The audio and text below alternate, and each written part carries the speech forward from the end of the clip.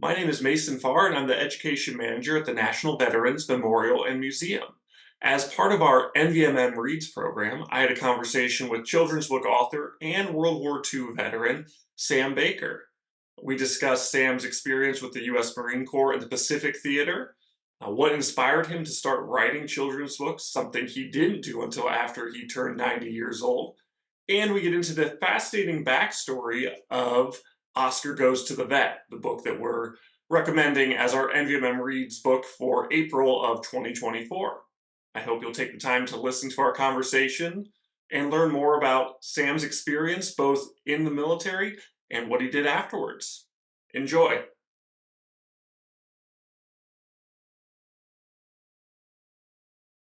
I'm Sam Baker. I was born in the little small town of Clarksdale, Mississippi, which is 65 miles south of Memphis and 8 miles from the Mississippi River. I grew up there. I finished high school, went off to college at the age of 17, which was too young, really. And, um, and Pearl Harbor happened. We were all in college, didn't know where it was. We all made a beeline to the library, and you know, it was difficult finding Pearl Harbor. It wasn't on many uh, maps. It was a small place, and we were all uh, very disturbed.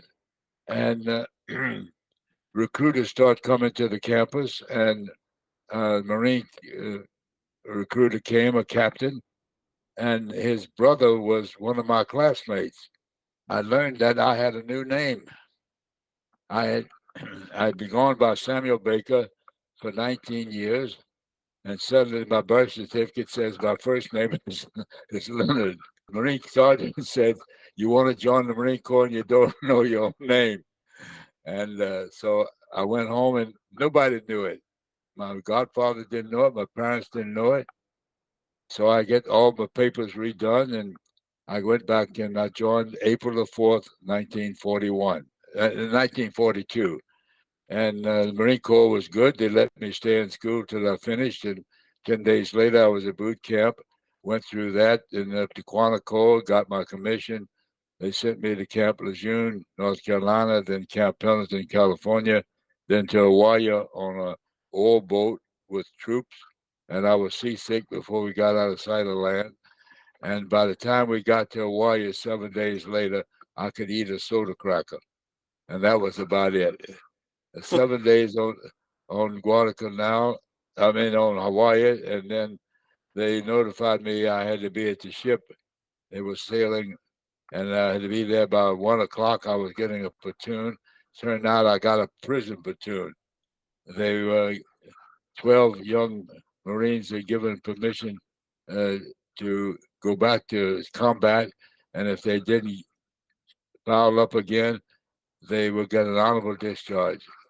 They were a motless looking crew, but uh, once I got them showered and cleaned up, uh, they gave me nothing, no trouble at all for the next 3 weeks that we had it.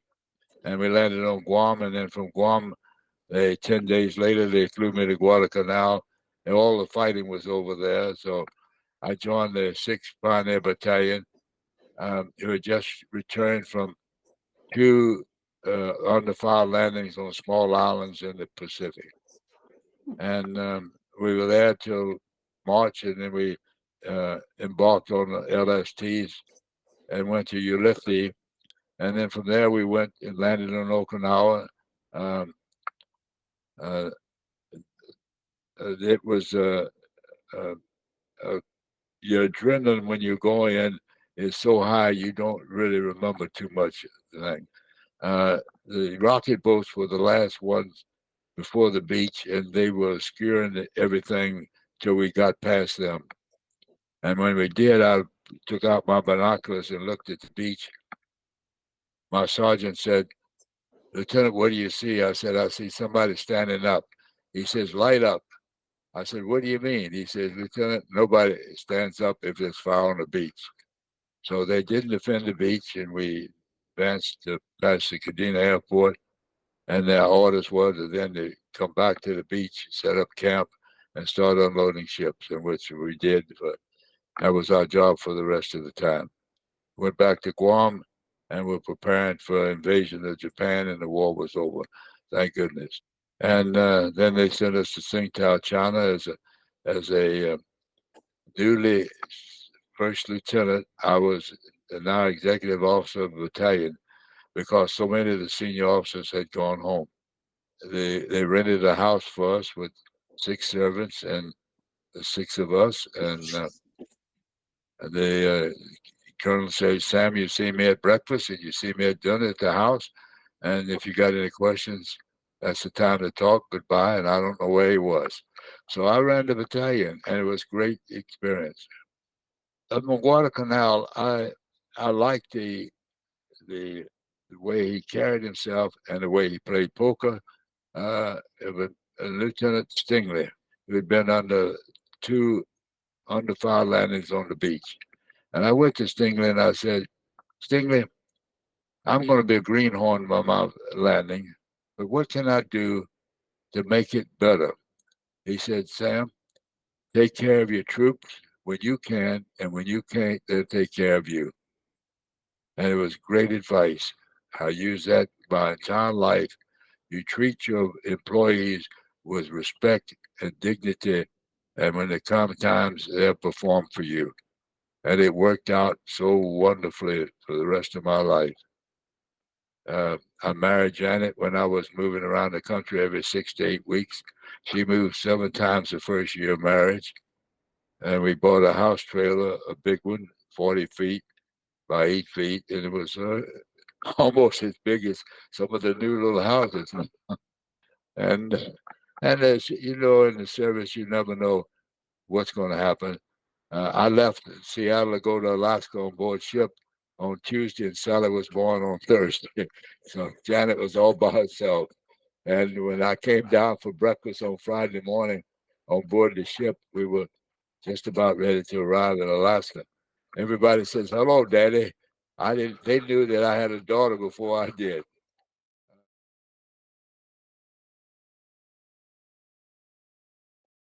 Things that got me into writing when Sally was about 3, read to her and Michael every night with children's books. I was there, and Sally asked me to sit down on the couch. She got her favorite book, sat in my lap, and read it from page to page, absolutely correct. Turned around, I gave her a great big kiss. The book was upside down, but she had read it perfectly because she had memorized the pictures.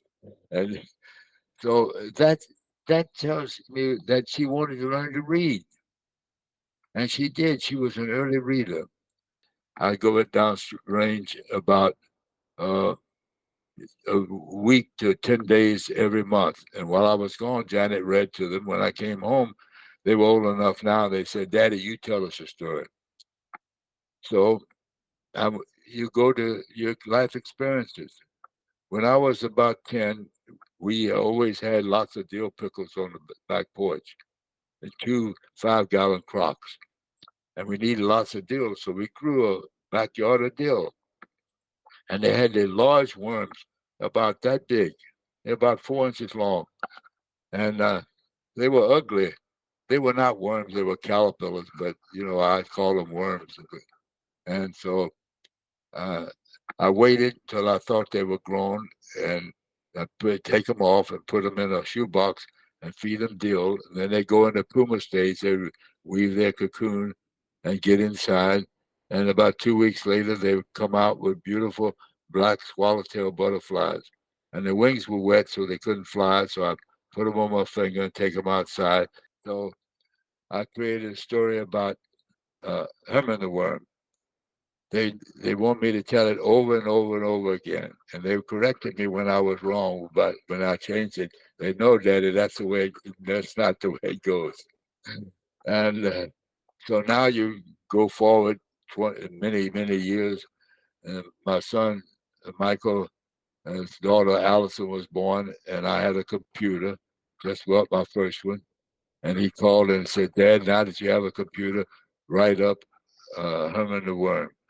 And so I did, and I gave him a copy for Allison, And then Sally said, well, why don't we copyright it? We did. And it sat at my desk here for uh, years. And finally, we brought it out to publication. But we did that, Nathan, because I read in the paper that the reading scores were American children in pre-kindergarten, kindergarten, first and second and third grade was very dismal. We were about 14th or 15th in the nations of the world. How do you advance a nation when the children can't read? Because reading is the foundation for all other learning. If you can't read, how are you going to go and get to the next level? And so I said, well, maybe if I write children's books, they'll they'll be interesting enough to read, and the children will start enjoying them. And so, when I was a kid, I had a pet rat. She was about that long, and she had a tail about the same length. But she was the cleanest thing you ever saw. Always washing herself, always going to the new paper that I put in for a nest instead of the old. And it was a great experience. But you can't. People don't like rats. They cringe. And so I made my rat a mouse. Uh, I got a wonderful illustrator, Lisa Norris, and so I had the story, and it came to me one morning, about 3 o'clock in the morning when I couldn't sleep, and so I started thinking about it. And she drew up the pictures, and we published Oscar the Mouse.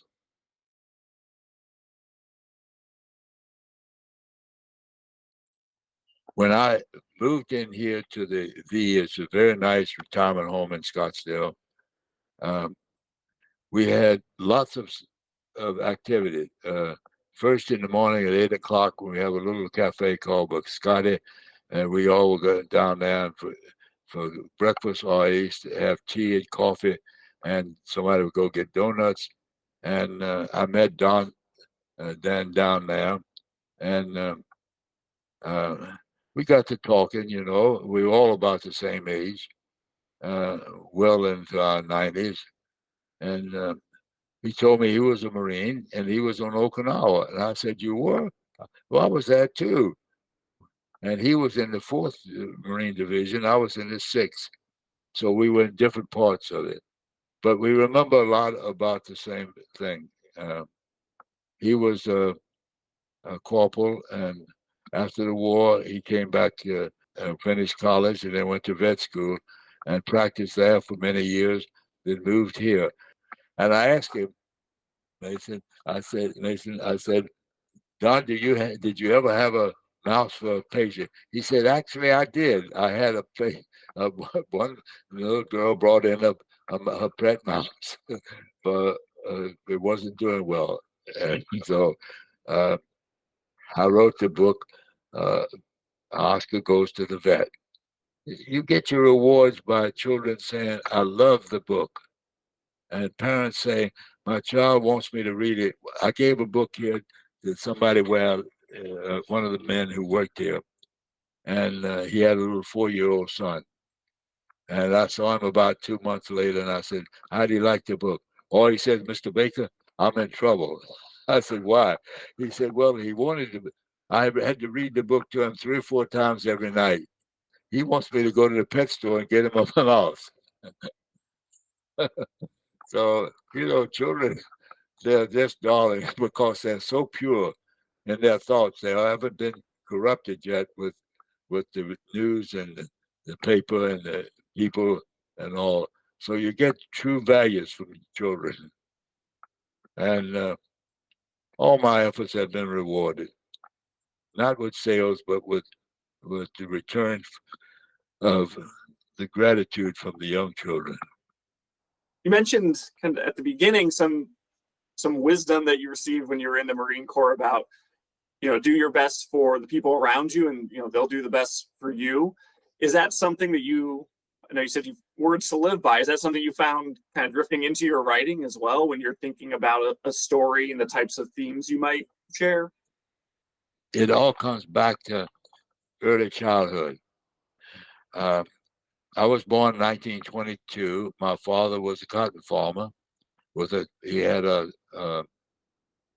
partner. They were small, and then they grew much bigger. And my mother had a dry goods store in order to furnish all the dry goods that they needed in the farm. And so when I was born, um, before I woke up in the morning, she was already gone.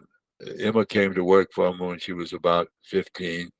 So Emma raised me until I was 7 when the Depression came. Mother lost the store, Dad lost the farm, and we lost the house. But Emma taught me love. And do you know, it's easier to smile than it is to frown. It takes less muscles to smile than it does to frown. And why do we hate?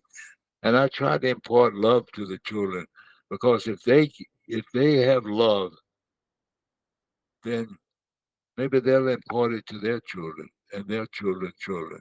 And maybe we can overcome hate. Well, I think that's a wonderful sentiment. And, with, especially this month when we're talking about, kids that are moving from community to community, a smile is so much more inviting than a frown too. And you talk about meeting someone like Dan so much later in life, but still being open to talking to them, learning about their experiences that you might be completely different. You might have a lot of connections, not always that you were both at Okinawa at the same time. That's a very close connection. But that's something that, these stories, kids can connect to between themselves, and they can see, the story of Oscar the Mouse, and maybe they share that with someone that they like, or someone new, and it can spark a conversation between them. I've read to a lot of children. Sally arranges for me to read with them. They love the books, and they love any books that they can have. And books are so nice because they're eternal. You can give them to your children and your grandchildren. I do want to say thank you again for talking to us today, and for letting us use your book to promote reading within our own community of those who come to the museum, and then certainly our local community here in Columbus, and nationally, where we have a reach. We'll be wanting to share some of this conversation. I know that you did a virtual reading for it as well, so we'll get Oscar out in the world and your story with it. Thank you so much.